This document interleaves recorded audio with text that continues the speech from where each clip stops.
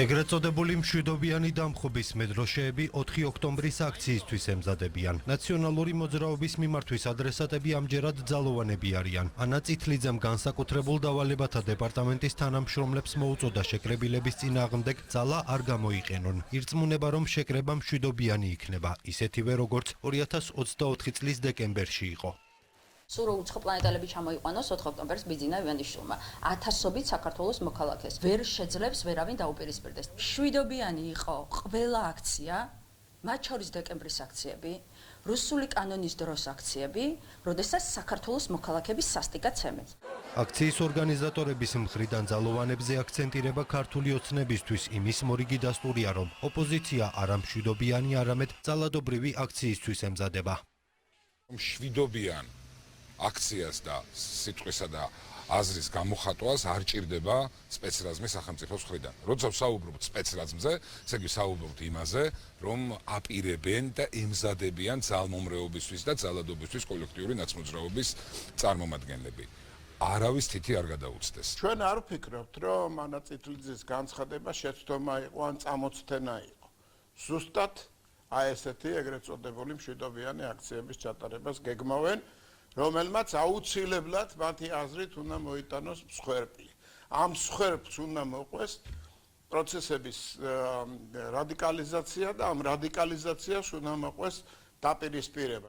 გაცხადებული რადიკალური გეგმების გამო 4 ოქტომბრის შეკრებაზე არ მივა გახარიას პარტია. ელომკი კუპრაძის გუშინდელი სლოგანი დილით არჩევნებზე საღამოს აქციაზე დღეს გადააკეთა და პასუხისმგებლობის თავიდან აცილებაც სცადა.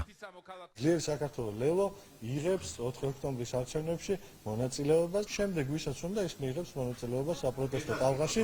ჩვენ არა ვართ 4 ოქტომბრის პროტესტის ორგანიზატორები, ჩვენ არა ვართ საქმის კურსში ჩაყენებული იმის შესახებ, თუ როგორ უნდა განვითარდეს 4 ოქტომბერს ჩვენ ვიქნებით 4 ოქტომბერს მხოლოდ არჩევნებზე. რა თქმა უნდა არ ვიქნებით იმ საპროტესტო აქციაზე, რომლის მთავარ მოწოდებად იქცა რევოლუცია, დამხობა და ასე შემდეგ. იმიტომ რომ ჩვენთვის ეს პრინციპულად მიუღებელია. ოპოზიციას რომ არც საარჩევნო ურნებთან და არც ქუჩაში წარმატების შანსი არ აქვს, ამაში ქართული ოცნება დარწმუნებულია. ზუსტად იციან, რომ მათი ოპონენტების ორივე გზა ერთი მიმართულებით მარცხისკენ მიდის. 4 ოქტომბრის აქციაზე გამოსვლის მსურველებს კი ურჩევენ, რომ კანონის ფარგლებში დარჩნენ. ხილათ იყვნენ არ მოსრეალდნენ. 4 ოქტომბერს ვიზეიმებთ გამარჯვებას. ქართული ოცნება გაიმარჯვებს ყველა მუნიციპალიტეტში, გაიმარჯვებს დედაქალაქში, შენარჩუნებული იქნება მშვიდობა, სიმშვიდე და გაგრძელდება ქვეყნის ეკონომიკური განვითარება და წინსვლა. რევოლუციის წინაპირობა არ არსებობს, ანუ არანაირი საფუძველი იმისა, რომ საზოგადოებაში იყოს რევოლუციური განწყობა, არ არსებობს. ეს არის ამოსავალი წერტილი და არა ის, რომ კამერა დამონტაჟდება თუ არ დამონტაჟდება. პოლიციელი იდგმება თუ არ იდგმება. რატო ითვლიან ხო? გედედეს თანამშრომლების რაოდენობას, პოლიციელების რაოდენობას რა ომის წინ რომ მოწინააღმდეგის რიცხვები აინტერესებთ ხოლმე რა ფიზიკურ დაპირისპირებას აპირებენ? აბა მშვიდობიანი პროცესი იქნებაო. ვერ გააკეთებენ, მაგრამ აპირებენ აი ამ ძალადობრივი პროცესების და ძალადობრივი აქციების მოწყობას. კანონდარღვევის ნიშნებს კი მმართველი პარტია 4 ოქტომბრის აქციის მთავარ გზავნილში ხედავს. შეკრების ორგანიზატორები და მხარდამჭერები 4-ში 4 საათზე ეგრეთ წოდებულ მშვიდობიან დამხობას აანონსებენ.